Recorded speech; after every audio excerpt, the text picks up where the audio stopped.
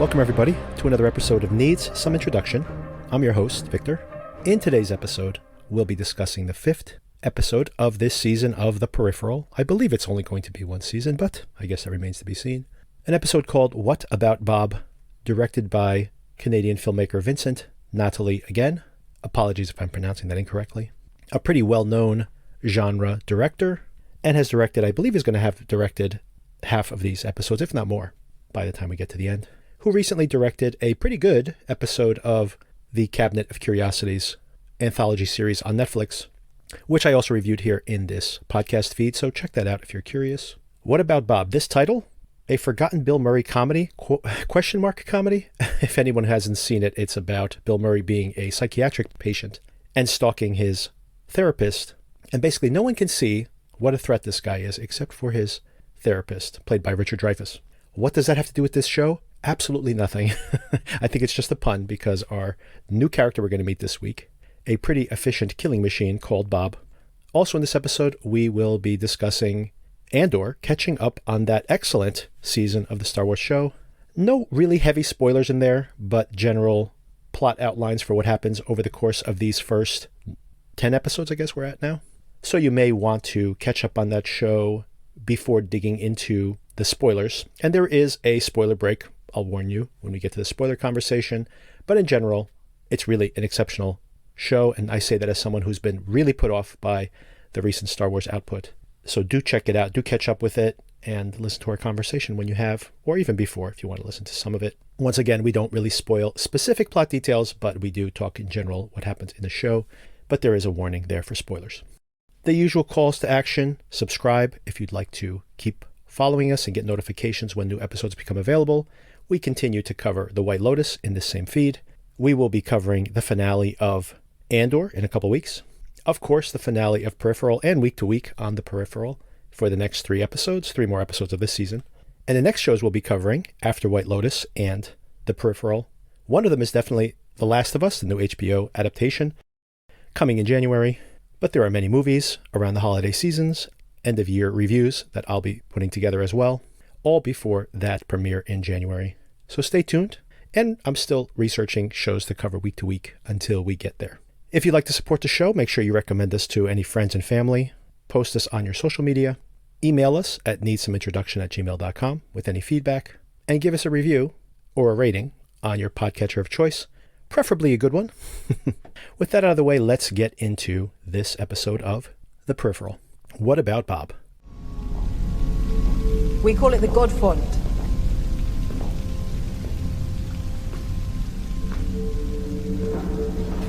I can access anything here. And not just from the stub either, but from the RI in its entirety. But our data culls, that's just a grain of sand on a larger beach. We're actively altering conditions in the stub. We have over 8,000 studies running. Researching what? It'd be difficult to name a field without a foothold. Botany, meteorology, zoology, genetics, oceanography, robotics, forestry. But the truly exciting stuff, the hush-hush saving the world shit, that comes from our behavioral mod department. They set up a shell company in the stub, which bid on a contract with the American military to install haptic implants in personnel, our tech. More or less, but on an appropriately primitive level. To what end? Watch. This one's fun. Okay, so we start now, 2099. We're 1 month earlier in the timeline, before Alita's disappearance, and we see the meeting between Alita and Grace. Grace, who was killed by bees in last week's episode by Newland. They were a couple, had a difficult breakup, and there's some interesting dynamics early on here. It does make me wonder how sincere Alita is with her manipulation of Grace. I mean, repeatedly here we see explicit references to Alita's need to manipulate, or her ability to manipulate, but she does sincerely seem to have been hurt by her breakup with Grace. Grace also was disturbed by this breakup and has gone to see an AIT, an artificial intelligence therapist. Interesting to see what jobs get replaced by the AI in the future. We've seen police officers, a bartender here, and your therapist as well. I don't know if that's a dig at therapy, which made me think of something that happened back in 1964 at MIT. An engineer created a chatbot, and I believe he called it Eliza. And what it basically did, it was a very small amount of code that would mirror back to the interviewer simple questions like, tell me more about that. That's interesting. And just use people's responses to mirror back at them, basically what they call reflective listening.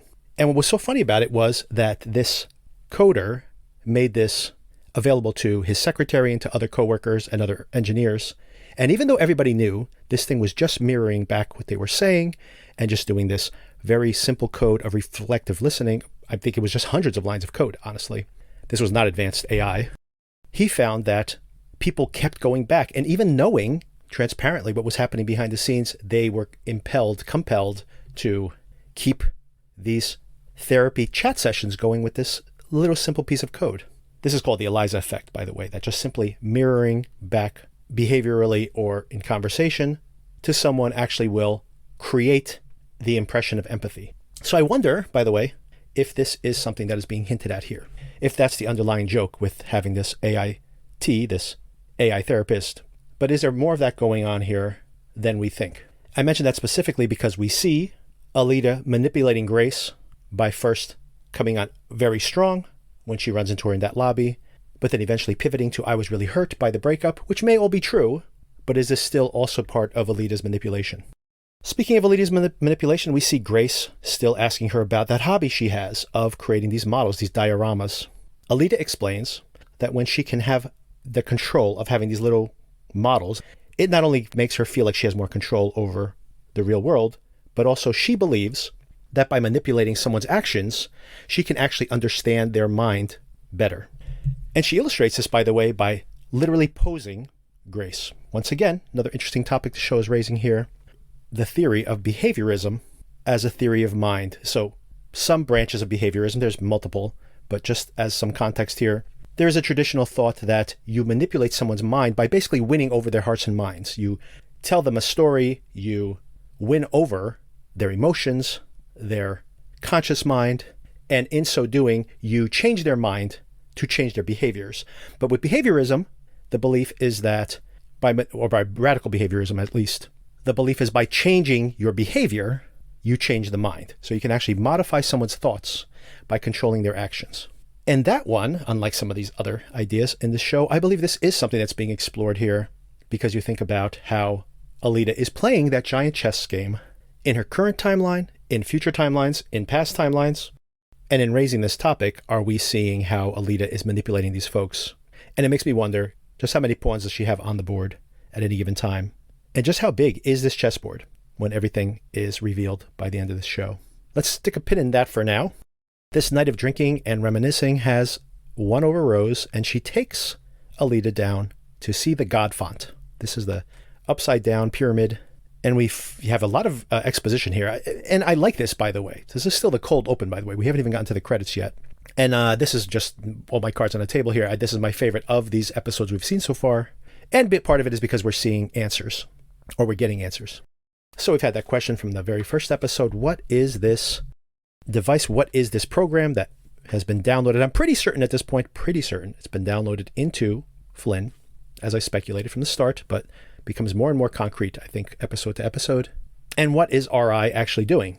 And we find out here, Grace is telling us that RI, the research institute, is manipulating pasts in these stubs and has thousands of experiments going in all these different stubs in every conceivable way. They're looking at behavioral patterns. They're looking at modifying biology, zoology, botany, they mention.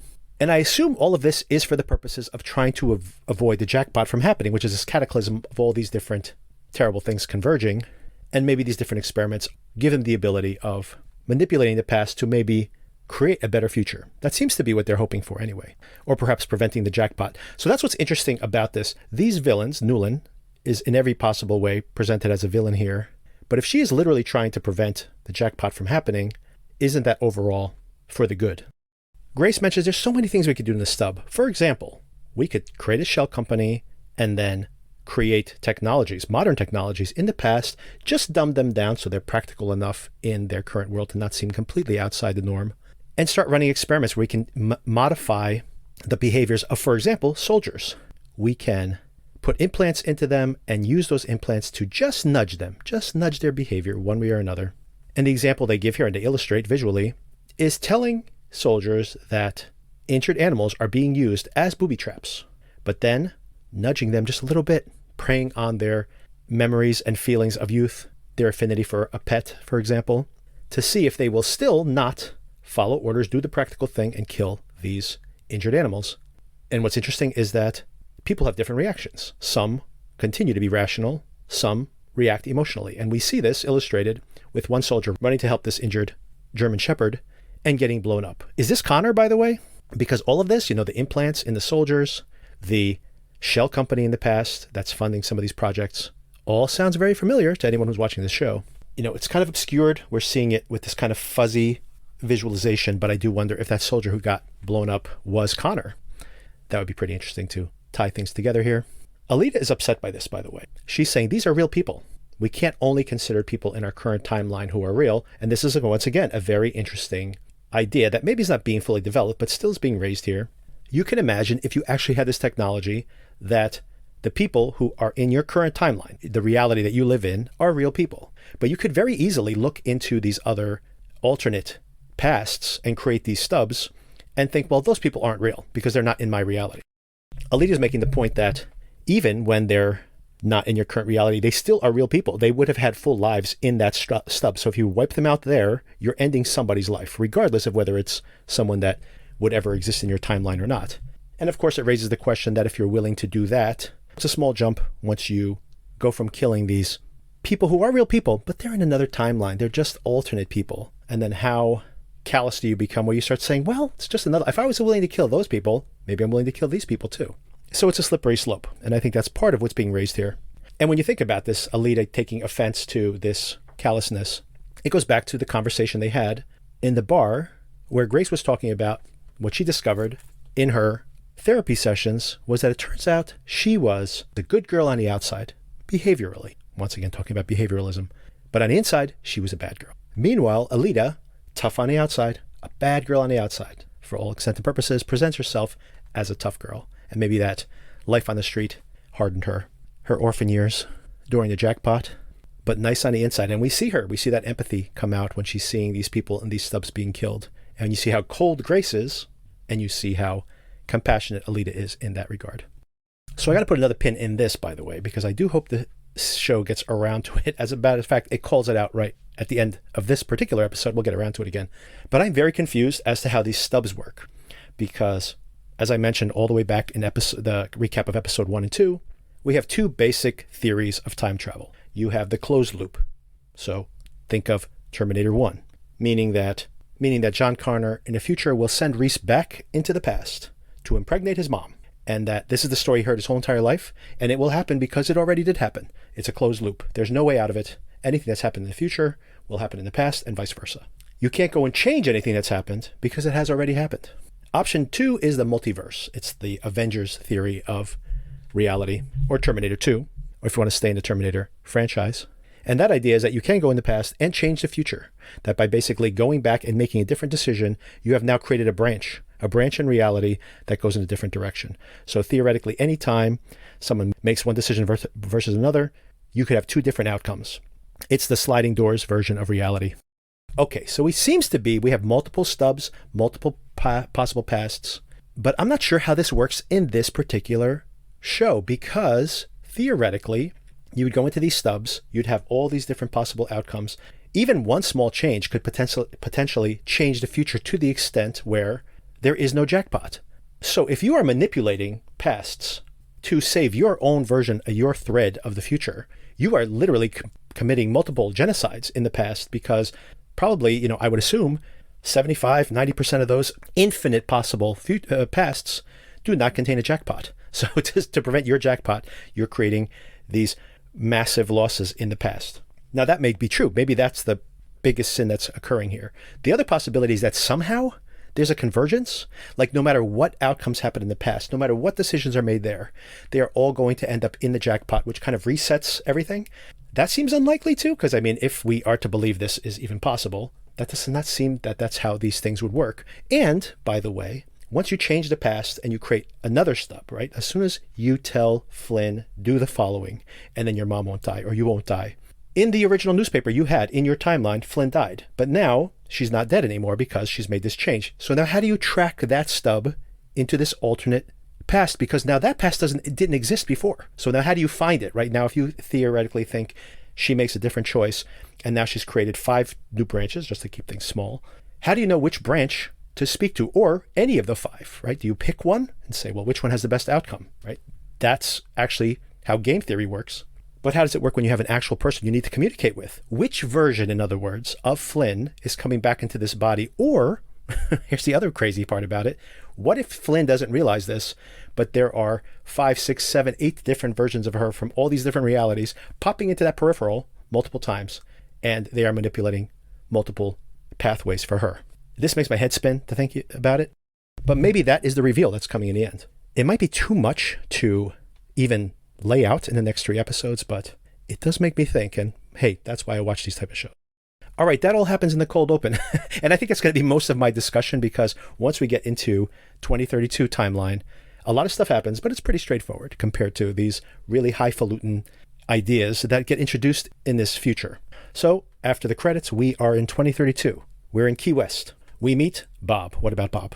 He gets a box in the mail. It is one of those percussion guns, which has been manufactured in the past and sent to him. There's a recording, and then I think his phone rings. Afterwards, they know who he is, and they want to hire him. $2.5 million up front, $10 million total, to kill Flynn. I mean, this, honestly, believe it or not, is maybe the craziest fact in this show. The fact they need to activate this Bob character and do all these things. Is it possible it's this hard to kill her? Couldn't somebody walk in while she's getting the MRI and she's inside that container and just inject her with some toxin? Couldn't one of those invisible cars just roll up on the compound in the middle of the night? It just seems so convoluted that it's so hard to kill these people. I mean, they probably are on high alert right now, and they did throw the cavalry at them at first, but like I said, if you don't work with guns a-blazing, then go into stealth mode, people. So like I said, they have all the crazy sci-fi in this, crazy concepts that are being introduced here. The most unbelievable is maybe that how hard it is to kill these 2. Unless, by the way, and I'm open to this possibility, they don't really want to kill him. This is all part of this manipulation from the future, but remains to be seen. By the way, just want to be clear about the fact that the offer for the $10 million is coming through Newland, just in case you thought that maybe Elite is doing this manipulation, because it's Robo David on the call with him, who works for Newland, of course. They know everything about him. He's Bob the Butcher. He's a former IRA fighter. He's apparently disappeared. So well, by the way, they can't track him in the future. Once again, I mean, he must have been, I'll trust that this is true, but that he was so hard to find, he was so good at hiding, that even tracking him through time, they had to call in an asset to help him track him down. Bob, to his credit, wants to leave his past behind him, does not want to unretire himself, does not want to come out of retirement, but they threaten his daughter. They know about his daughter as well, and that's what mobilizes him finally. Flynn's getting scanned, and during the scan, she has a PTSD visions of the jackpot, this horrible future that's not that far ahead of them.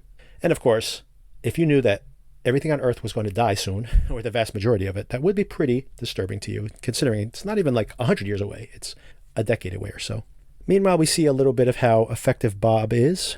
He goes to visit his friend Frank at the bowling alley. And when his sons, who are also there, happen to notice that Bob is hanging out with their dad, they decide to come and intervene. His dad tries to break it up because he knows how dangerous Bob could be, but they decide to escalate things. Bob exterminates the entire DeRosa family and the bartender. By the way, the bartender's a terrible shot. This is why you need AI bartenders in the future. Bob has one more really grisly confrontations with one of the sons in the parking lot, and Daniel provides him with a piece of information. This is where his targets will be tomorrow. Flynn is getting a spinal tap, and Burton will be with her. This is where she'll be. This is their path home.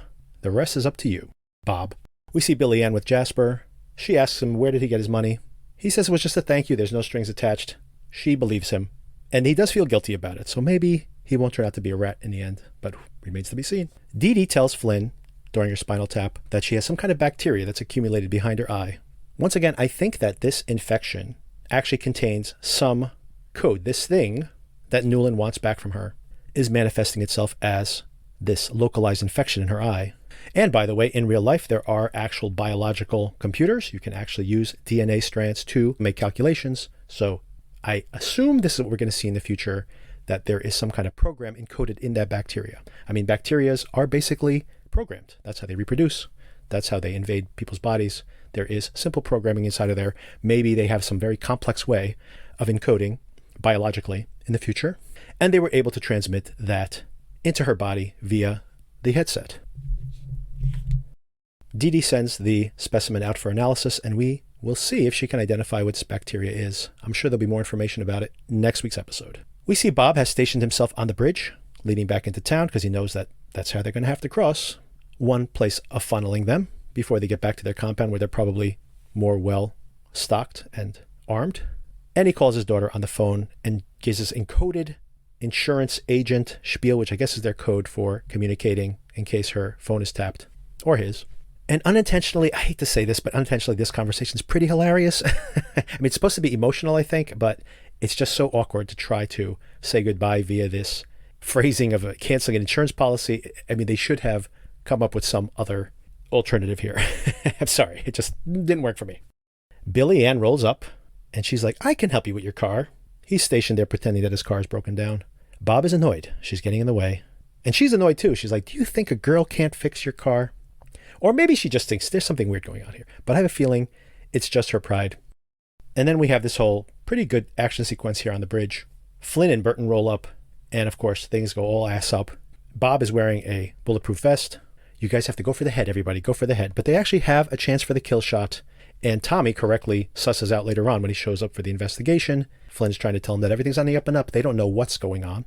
And Tommy kind of accurately susses out, did you prevent him from dying because you really were just like, well, we don't want to kill somebody. We don't know what this guy wants.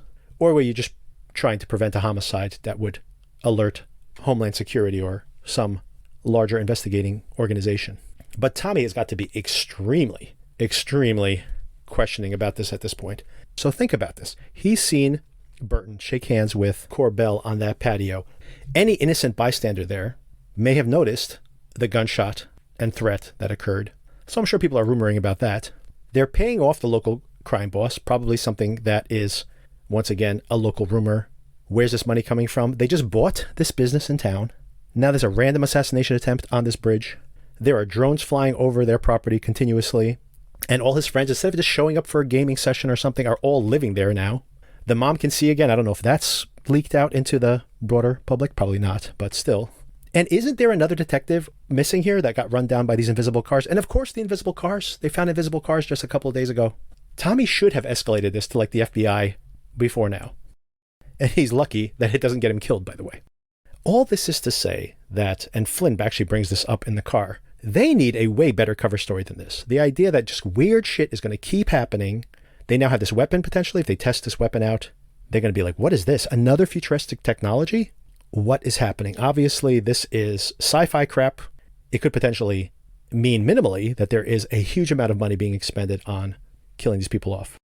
And like I mentioned, a broader investigation, if you bring in the FBI, they could probably find these ads on the dark web, basically targeting these specific folks for extermination. Millions and millions of dollars being spent on it. So Tommy, if not before now, you absolutely need to call the authorities. You can't handle this on your own. And as a matter of fact, on the ride back to the station, he gets made yet another offer, $2 million. It's all yours. So now he should be completely aware that there are incredibly powerful forces in motion to kill off Flynn and Burton. And as if he needed any additional indication of that, he gets run off the road by yet another invisible tank, basically. This thing apparently doesn't have any airbags. And someone with distinctive snakeskin boots, I'm sure we'll see those again, grabs Bob into his invisible car and makes a run for it. So Tommy, the very next thing you should do as soon as you get to the police station is to contact the authorities and say, there's a lot of really weird stuff going on, because if you really want to protect Flynn and Burton, regardless of what they're telling you, this thing has to get escalated.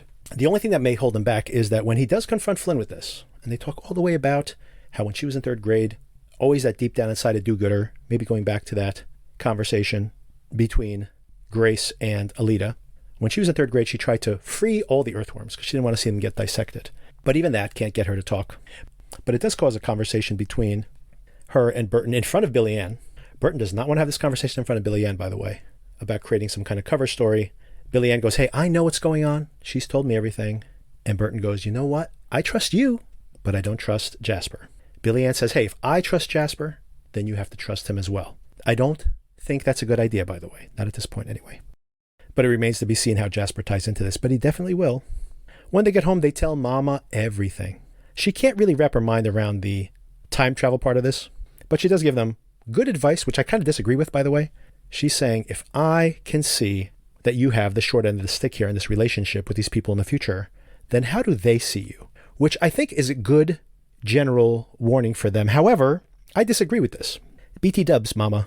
If everyone in the future is trying to kill them off, there must be something pretty special about whatever they're going to do, or whoever they are, in this kind of butterfly effect of chaos theory, these waves that will come, the repercussions of their actions. If they were just one out of 8,000 possible futures, like all those other experiments that they're running concurrently, then who would even care? Why would they even care? Why would they even bother?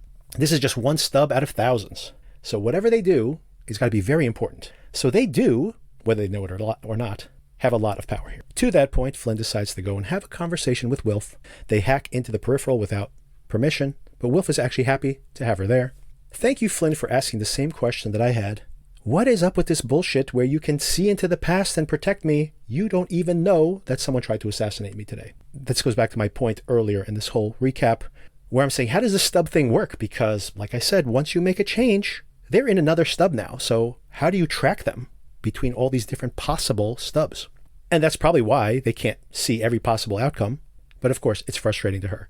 What good is it to have a friend in the future if they don't know what happened in the past? It's a pretty useless. And the question remains, why didn't you know? And that's the question I have too. Maybe we will have more clarity soon.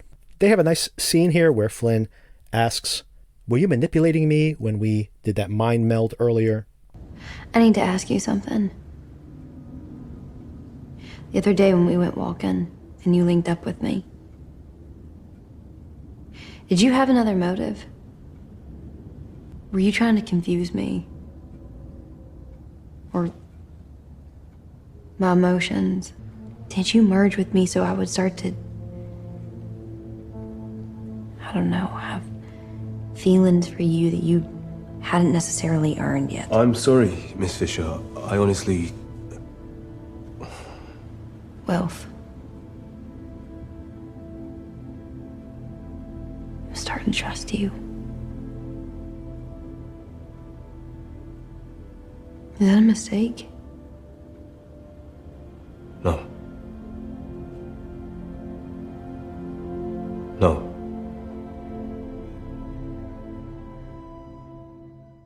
And I think he's sincere in this regard. I mentioned earlier that there's that car ride between Tommy and Bob. In that car ride, by the way, I forgot to mention that Bob tells Tommy a lot. So he does tell that there's a $10 million hit out on this family. He can have $2 million right now if he lets him go. Things are only going to get worse. Once again, Tommy really should take this information and contact the authorities. If Woody had gone straight to the police, none of this would have happened. I mean, he is the police, right?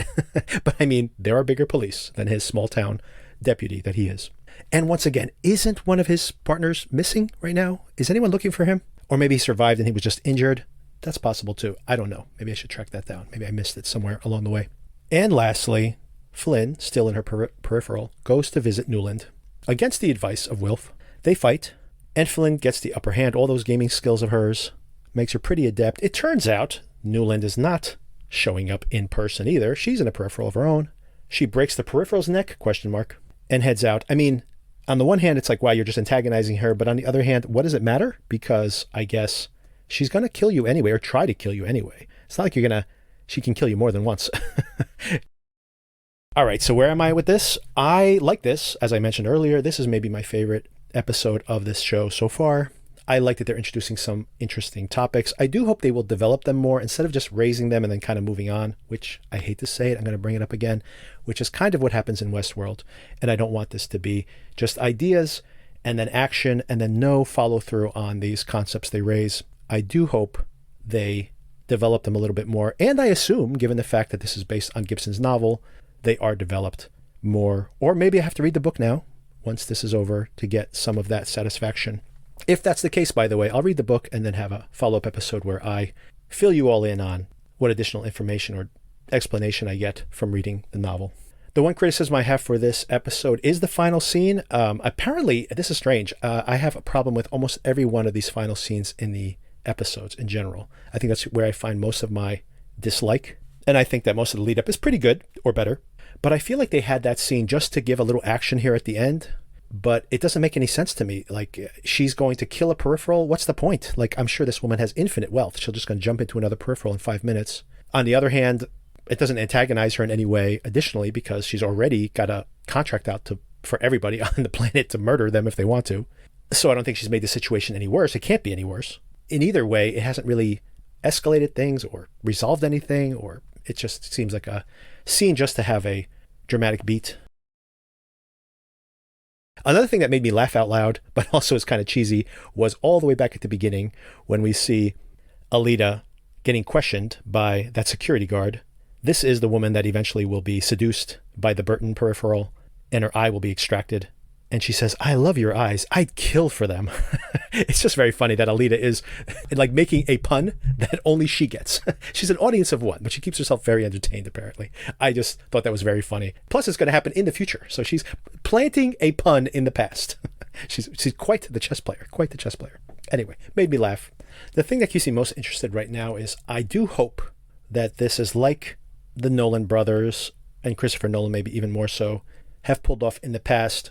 I want to see this show now, with 3 episodes to go, to move into like fourth dimensional chess, right? I want to see it like kind of take a step back outside the actions of these folks and to see things almost from like Alita's point of view. What is the grand scheme? What is the stakes of this heist? Because if we think about this as a heist movie, it's always more entertaining to the audience to be let in on what the heist has to be. This is what needs to happen. This is how they need to pull it off. These are the dominoes that have to fall into place to prevent the jackpot, for example.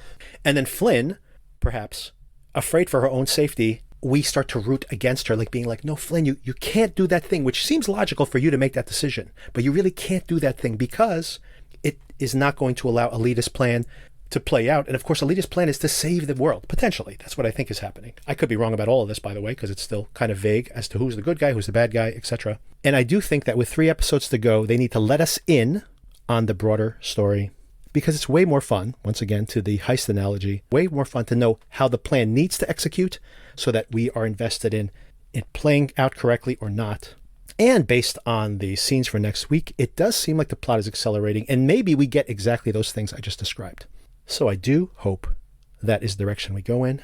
And I'm very curious to see. 3 more episodes to go. I'm more invested now than I was at any time up till now.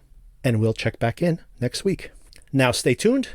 A conversation about this excellent season of Andor, which is just 2 episodes away from conclusion. And we'll definitely be coming back to the finale as well. But catch up on Andor if you haven't already. Episodes are relatively short. You can actually catch up with them pretty quickly. But it has been excellent so far. I'm very much looking forward to the conclusion of this first season of the show. There will be 2 seasons. And there will be a warning when we get into spoilers. So listen to as much as you want.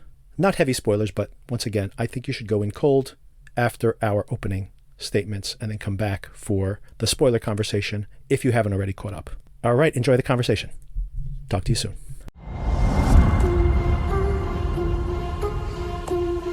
To steal from the Empire?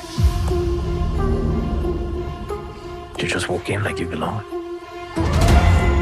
They're so proud of themselves. So fat and satisfied.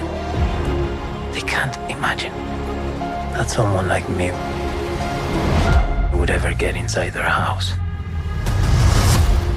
Cassian Andor.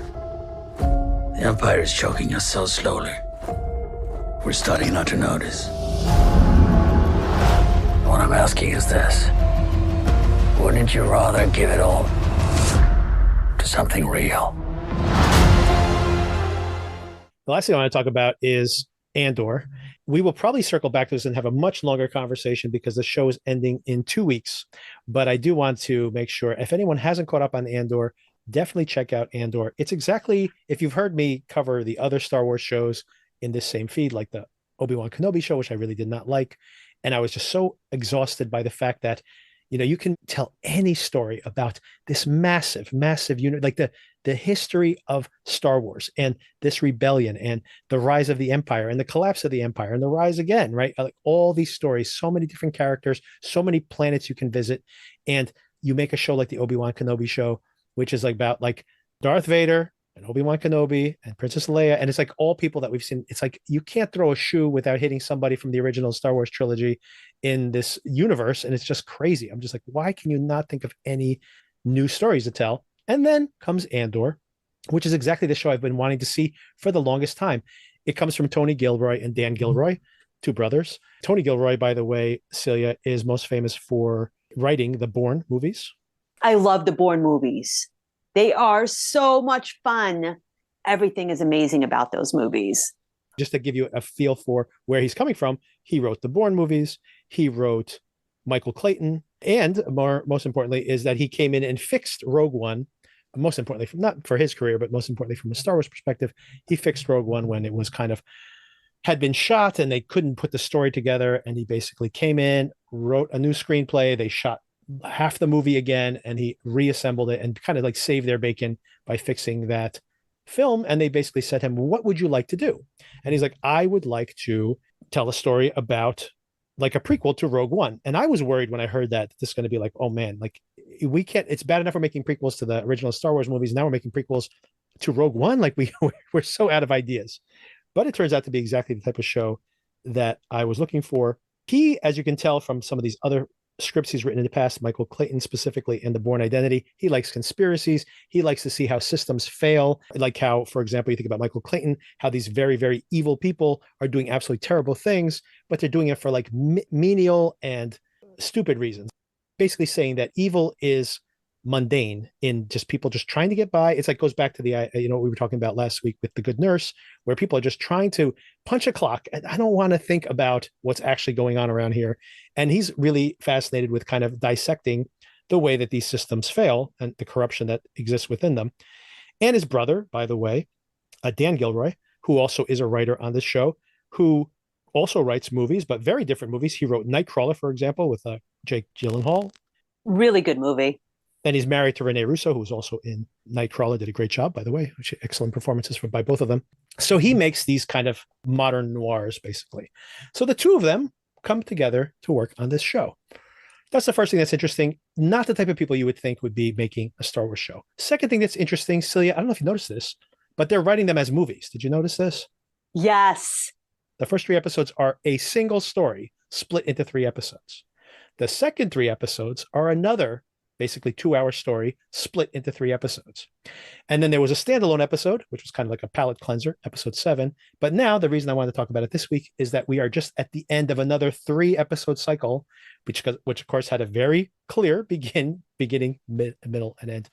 And we're going to spoil Andor up until now in just a few minutes before we get into spoilers.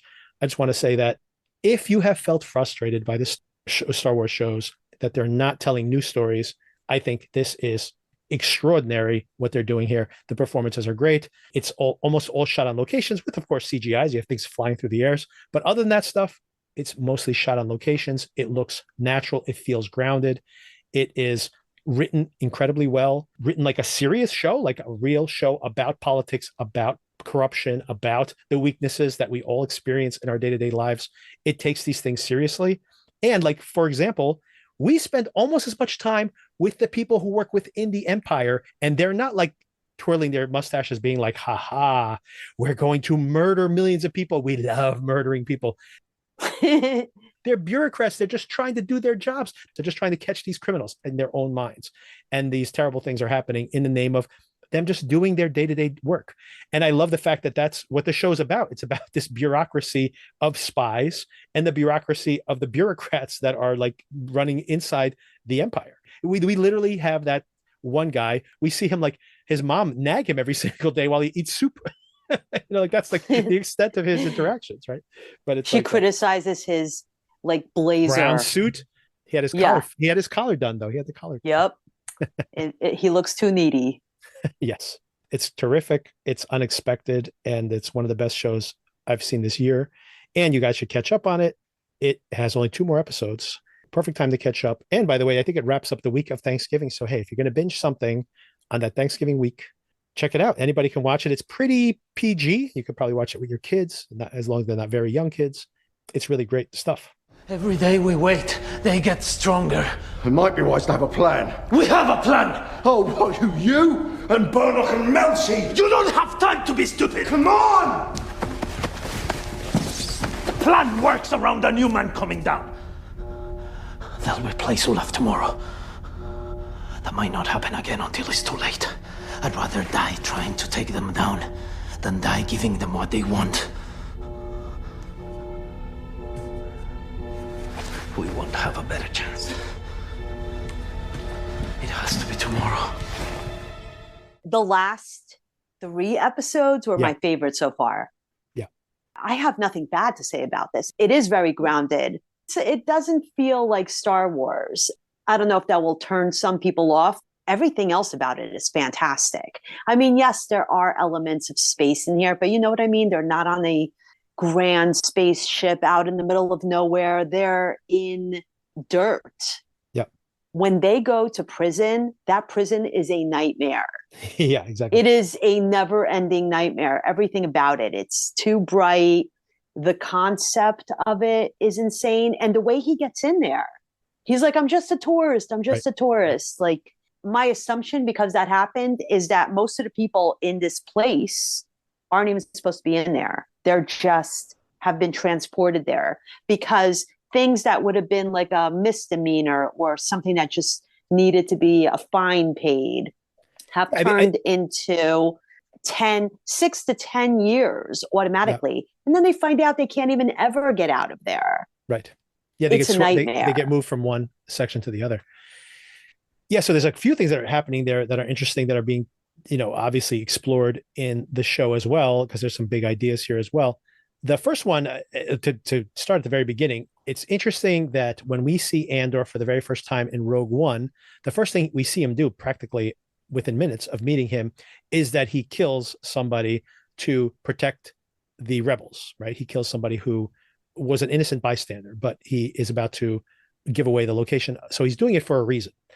Interestingly, the first time we see him here in the show, he kills somebody. He kills 2 people, and he kills them basically just to cover his own ass. So I think that's intentionally done to kind of draw the parallel where he's going to be in the future when he becomes a full freedom fighter. At this point, he is just on a mission to basically find his sister, which he's still not found, although he was looking for her at the very beginning of the show. That's basically sets things off. And to your point, that very first episode, if anything, feels like Blade Runner. It does not feel like Star Wars at all. And it's like very noirish, like just like Blade Runner is kind of like a sci-fi noir. It has the same kind of feel. And even the technology kind of feels like that, like it's high tech and dilapidated at the same time. Kind of the fall of the Empire, or during the fall of the Empire. And so that's beautifully designed. And the arc of those first 3 episodes is that he meets Stellan Skarsgård. He's just trying to get off the planet. Skarsgård makes him an offer saying, I'll give you even more money. I need you to go on this mission. He basically has no options, and he escapes. And that's the arc of the first 3 episodes. The next 3 episodes is him on this mission, which they successfully accomplish. But fascinatingly, you really think in that arc of shows, you get to meet all these new people, and you're like, and these are his buddies for the next remainder of the show. Nope. Almost everybody dies on that mission except for him and like one other person.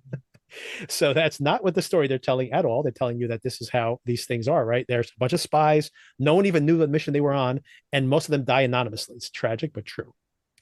And then meanwhile, on the other side, they're getting funded by these rich people who are living in all this decadence. But by the way, the money has to come from somewhere, and they're taking risks in and of themselves, right? They have to endanger their own, not only their lives as well. Their lives, their children's lives are all in danger by them funding this rebel alliance.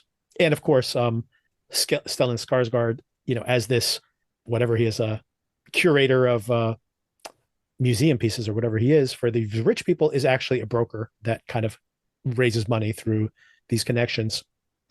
And there's this senator that we're following as well, and she's one of these people who fund the rebels. And like you mentioned, the third arc of this that we've had was this time when he just happens to be, he's like, hey, I got my money, I'm out. I'm not going to, Andor is saying, I'm not going to deal with any of this stuff. I'm going to go live my life in luxury, thinking that he could just go to a resort and disappear and, never have to deal with the consequences of this. But like you said, there's somebody who's running away from the cops. He happens to be like adjacent to them. And they're like, why were you here? What are you doing? Why are you resisting arrest? And he's like, I'm just trying to get a drink. They're like saying, you're suspicious. And he probably was sweating. He probably was a little worried because, of course, he knows that he actually is a wanted man without any charges or anything. And then, of course, the bureaucracy just starts moving. They're like, tell it to the judge. The judge goes, tell it to the emperor. It's like, you go, whatever, from one level to the next. Ends up in this work prison. And, of course, the end of this arc was them busting out. And this was absolutely thrilling. But you also see him rising to the challenge that he has been shirking this over and over again. I'm not going to be a rebel, a fighter. I don't believe in this cause. And now he's like saying like everybody is at risk in this system. And now he's not thinking like I'm just trying to protect my ass. Now he's like, no, there's like things worth dying for, basically. So this is the way he becomes the rebel fighter that he is in Rogue One. But honestly, I don't even care about Rogue One. I think that this is just this is like a very realistic portrayal of people who oftentimes don't really believe in what they're doing. They're just doing it because it's convenient for them, or someone's just giving them a check to do it. And then they really do become true believers. And on the other hand, it's the corruption that is all around us because everybody's just kind of looking the other way because they just want to like go to lunch and punch the clock and just, I don't want to think about it right now. And of course, that's what leads like the slip sliding into totalitarianism. Not necessarily. I mean, luckily, we just had election day. Luckily, we're not really moving in that direction here. But, like you look at what's happening in like the Ukraine and in Russia, for example, where those people are protesting in the streets every single day, and then they just disappear and no one hears from them ever again, right? So we live in a world where that still happens all the time. I like that this series feels separate from Star Wars. It feels that way, even though it's part of the franchise. That's what I was talking about when I said it doesn't feel like it. And I have no problem with that whatsoever. Right. I think this is better than most of those. You're probably going to be annoyed. I like this better than most of the Star Wars. Oh, I honestly was so annoyed with Star Wars that I literally said on this podcast, the last time we covered it, that I was just never going to talk about Star Wars again because I can't say anything positive about Star Wars. So I'm just not going to talk about it anymore. And now, good. So and now here I am telling everybody to watch the Star Wars show. So that's how good it is. That's how. Yeah, it's really good. And it feels separate. So even if you're not into Star Wars, I'd watch this. Yeah, it's really good. It's excellent. There's one criticism I'd make for this very specific episode that we had. While I'm watching this very, very episode that I just watched earlier today, I'm like, I love the fact that this show, without putting its thumb on the scale, this show is talking about Stellan Skarsgård, his character, that he is this guy who is probably doing these things for the right reasons, but he has become as corrupt as those villains, right? As a matter of fact, you see him here, like on a parapet with his cape blowing. If anything, he looks like Darth Vader, right? So they're making this direct correlation that he looks like all the like kind of fascist images that we've seen in Star Wars before. And I'm like, wow, I love the fact that they're showing that even behind this force that is going to become the rebellion one day and it's going to fight for good, there's a guy who is basically deep down inside evil and had to become evil to get to this point. And I'm thinking how clever it is that they're exploring this without saying it out loud. And then to their credit, it's very, very well written. And I'm going to excerpt it here in the episode. But he does this like 5-minute diatribe about like, you know what I gave up? I gave up my life. I don't know who I am anymore. And I'm just like all the stuff that I thought was like so clever that like, they're like, wow, they're really getting into this character without saying it all. They said it all. And what do you sacrifice? Calm. Kindness, kinship. Love. I've given up all chance at inner peace. I made my mind a sunless space. I share my dreams with ghosts. I wake up every day to an equation I wrote 15 years ago from which there's only one conclusion. I'm damned for what I do. I agree with you. I don't like when these things happen because I feel like the audience is smart enough to figure out exactly. the images exactly. on their own. Right. And when something is over-explained, I feel like I'm being talked down to. Exactly. And that you just didn't have the confidence that I would have understood that.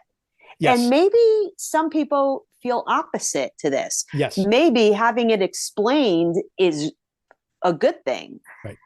To their credit, the dialogue is good, and Stellan Skarsgård's performance is very good. I would say if this was a younger audience watching this, then the explanation would make sense. I think that's why, though. There probably is a younger Star Wars audience that probably needs a little more hand-holding. So I think that's probably what it is. So I don't mind that there was an explanation, but I still feel like it was over-explained. So there is a famous writing that Nietzsche did, or Nietzsche, I guess you pronounce it. And the quote he wrote is, "He who fights with monsters might take care lest he thereby become a monster. And if you gaze for long into the abyss gazes also into you." So, like, what Nietzsche said in 2 sentences, you took 14 paragraphs to say, but it does give him a very, very meaty scene. And then by having him just like kind of spill the beans that way, you realize that he's just like really suffering through this, which makes him more sympathetic, don't get me wrong, but it makes him a less interesting character, right? Because now I don't like distrust him anymore, right? Because he's like laid it all out there now. He's more interesting when I don't know where he's standing, is my point, basically. The mystery was better. Yes, exactly. I like the mystery. Yeah. I just don't want him to do it again. Like, imagine he has... Please do not. Yes, do not. Yeah. He meets with Andor and says the same thing again. Imagine, like, for example, he decides that he needs to redeem himself.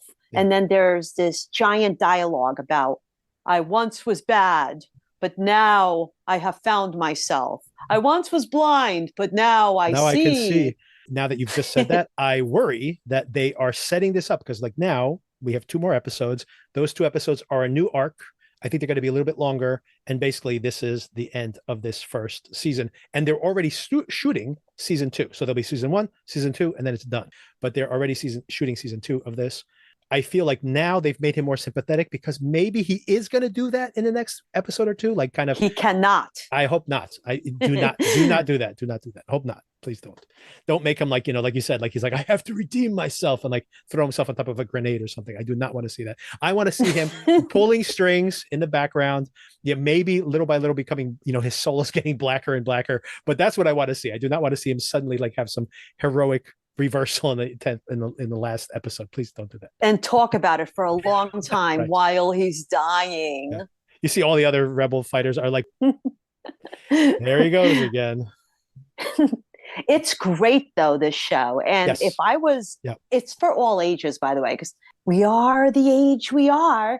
But if I was like 16 years old, I would love this show. I would be Star Wars. What? Like, Here is the saddest part of this. I have been bitching and moaning on this very podcast about, I cannot believe what they've done to the Star Wars franchise, how all these shows have gotten great ratings, the Star Wars shows. Think about all the stories you can be telling instead of regurgitating and reprocessing the exact same stories over and over again, same characters, the same Luke story over and over again. Tell us a new story. So then they finally get it right. This show is brilliant. I completely agree. And the ratings are terrible. I mean, they're good, but they're like terrible compared to all the previous ones. And people are not watching. I know people who are diehard Star Wars fans who are like, like if it doesn't have Luke Skywalker in it, I'm not going to watch it. I'm just like, what are you talking about? Like, there's so much more story to tell here. It's way more interesting to not just tell the same story, but it's that nostalgia. You're talking about being at a certain age. It's the nostalgia, man. They want to see that same story over and over again. And unfortunately, you know what? I say that, but I don't want to be cynical about it.